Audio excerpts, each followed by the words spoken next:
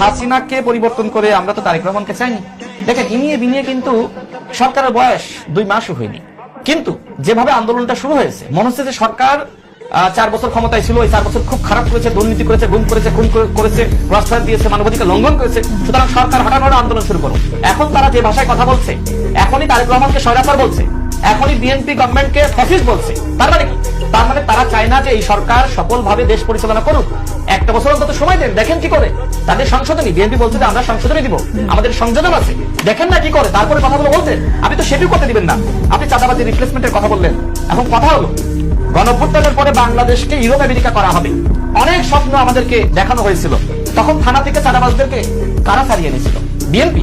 আমি না বলছি না, এখন বর্তমানে তিনি এমপি নির্বাচিত হয়েছেন। এছাড়া দেখেন যে এলাকায় এলাকায় বরাদ্দ দেওয়া হলো। আমার এলাকায় বরাদ্দ দিয়েছিলেন?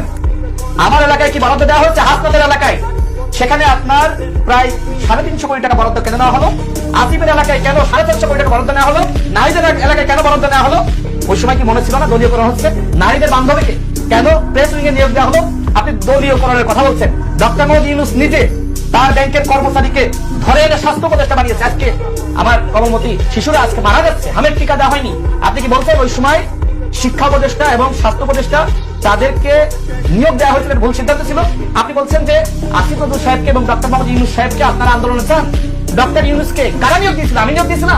1.5 বছরে আপনি বলেছিলেন প্রত্যেক মাসে আপনি জবাবদিহিতা করবেন, অর্থের হিসাব দিবেন, আপনি হিসাবটা কেন দেননি? আজকে আপনি যে সরকারের কাছে মানুষের প্রত্যাশা ছিল যে এই সরকার হবে বাংলাদেশের ইতিহাসের সব থেকে সেরা সরকার, কিন্তু আপনি 18 মাসে যেভাবে গণঅভ্যুত্থানকে আপনি শেষ করে দিয়েছেন, এখন নতুন করে হুমকি দিচ্ছেন যে আরেকটা গণঅভ্যুত্থান হবে। বাবা ডাক দে না, তোর ডাকে 10,000 মানুষ আসে কিনা? আমি তো কম বলি না, আমি 10,000 বলছি, সংখ্যাটা অনেক বেশি। ডাক দিক, যারা এখন বলছে তারাই ডাক দিক।